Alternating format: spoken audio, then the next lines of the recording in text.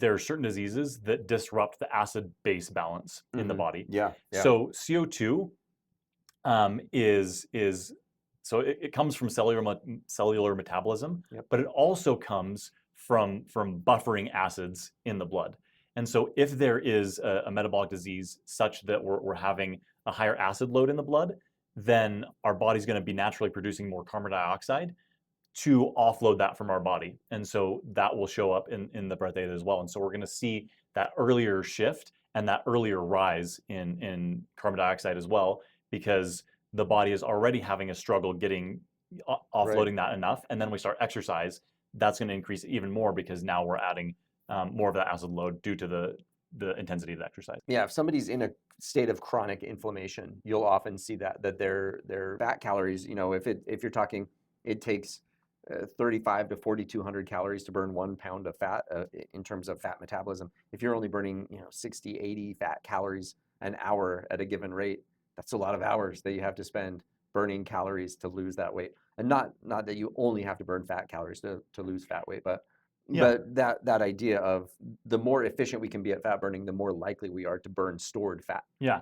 Well, and I think one of the difficulties is when we're doing exercise that's burning a lot of carbohydrate, like you mentioned before, typically our drive for eating that back is going to be stronger. Right. And and then like I'm not going to be able to do as long of efforts and recover from that.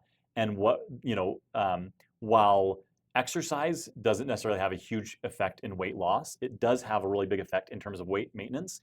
And in weight loss, there's still a dose response effect. And so if I'm limited in the amount of cardio exercise that I can get, because it's always so intense for me, Yeah. then I'm just not going to be able to burn as many calories overall. And Yeah. so, you know, optimizing for that fat burn is going to help me to be at an intensity that I can sustain over the long term. And it's also going to drive those adaptations that are going to help me to be more metabolically flexible, Yeah. which is huge in terms of metabolic diseases. Um, one of the great things about exercise, and this happens with both aerobic exercise and resistance exercise, is that we have this insulin independent pathway of getting glucose into the cell. And so when we exercise, Yeah. we get basically little chaperones come to the cell surface that say, "Hey, sugar, come on in," and we don't have to have insulin release for that. And so this is actually a really effective way, especially for people that are diabetic that have insulin resistance, things like that, to help begin to turn the dial on their health, turn the dial on that insulin resistance, and help them get back to a healthier metabolic state.